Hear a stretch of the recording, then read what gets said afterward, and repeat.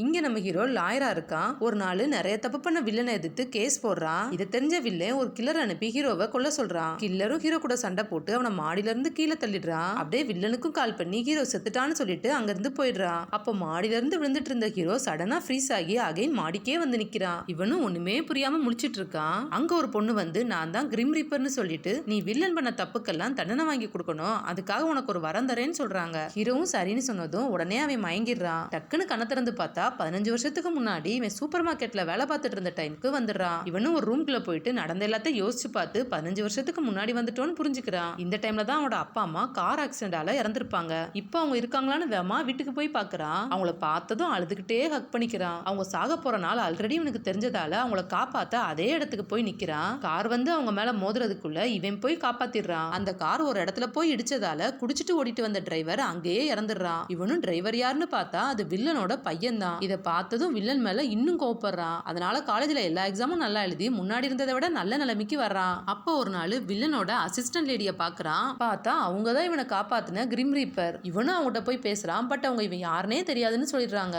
இப்பதான் ஹீரோக்கே புரியுது இவங்க வில்லனால இறந்ததுக்கு அப்புறம் தான் கிரிம் ரீப்பரா மாறி இருக்காங்கன்னு. அப்படியே பல வருஷமா வில்லனுக்கு எதிராக எல்லா ஆதாரத்தையும் ரெடி பண்ணி அதை லைவ் ஷோல வில்லன் முன்னாடியே காட்டிடுறான். இதனால வில்லனோட ஒட்டுமொத்த இமேஜும் டேமேஜ் ஆகிருது. உடனே ஹீரோவை கொல்ல கில்லர் அனுப்புறான். ஹீரோ ஆல்ரெடி கில்லரை பத்தி தெரிஞ்சதால அவன்கிட்ட இருந்து ஈஸியா தப்பிச்சிடுறான். அந்த அசிஸ்டன்ட் லேடியும் வில்லனுக்கு எதிராக சாட்சி சொல்லிடுறாங்க. இப்போ வில்லனால எதுவுமே பண்ண முடியாம கடைசியில அவன் வீட்லயே சூசைட் பண்ணி இறந்துடுறான். ஹீரோ எப்படியோ அவனோட செகண்ட் சான்ஸை யூஸ் பண்ணி வில்லனை அழிச்சிடுறான்.